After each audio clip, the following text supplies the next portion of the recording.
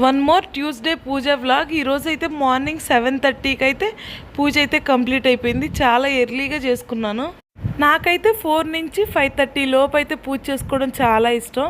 బ్రహ్మముహూర్తం అంటారు కదా, ఆ టైంలో పూజ చేసుకోవడం ఇష్టం. ఆ టైంలో మనం చేసిన పూజకు కూడా మంచి ఫలితం అయితే ఉంటుందంట. నేను చాలా డివోషనల్ ఛానల్స్లో విన్నాను, చేస్తే ఆ టైంలో కానీ చేసుకుంటే కుదిరితే చాలా ఫలితం అయితే ఉంటుందంట. బట్ నాకైతే పిల్లలతో కుదరదు, ఎందుకంటే ఇద్దరు చిన్నపిల్లలు కదా. నేను లెగిసిన వెంటనే లెగిసేస్తారు. సో ఆ టైంలో వాళ్ళని ఇద్దరు లేపి డిస్టర్బ్ చేయడం అయితే ఇష్టం ఉండదు. సో అందుకే కొంచెం మెల్లగా 5:30 ఆ టైంకి అయితే లెగిసి 7:30 లోపు అయితే పూజ చేసేసుకున్నాను. ఈరోజు స్వామివారికి ప్రసాదంలోకి అయితే క్యారెట్ హల్వా చేశాను. తెలుసు కదా, క్యారెట్ హల్వా అంటే దేవుడితో పాటు నాకు కూడా చాలా ఇష్టం. ఆల్రెడీ మన యూట్యూబ్ ఛానల్లో నేను క్యారెట్ హల్వా ఎలా ప్రిపేర్ చేస్తాను అని అయితే వీడియో ఉంది, ఎవరికైనా ఇంట్రెస్ట్ ఉంటే చూడండి.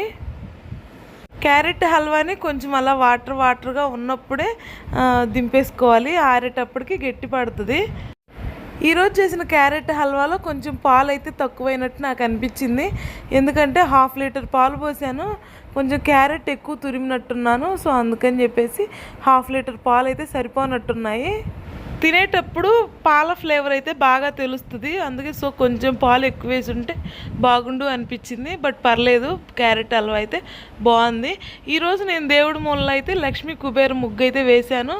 నేను నార్మల్గా మంగళవారం శుక్రవారం పద్మం ముగ్గేస్తాను, శనివారం మాత్రమే లక్ష్మీ కుబేర ముగ్గు అయితే వేస్తాను. కానీ ఈరోజు వేసాను, ఎందుకంటే ఊరికెళ్ళి వచ్చిన దగ్గర నుంచి ఒక్కసారి కూడా వేయలేదు అని చెప్పి ఈరోజు అయితే లక్ష్మీ కుబేర ముగ్గు అయితే వేశాను.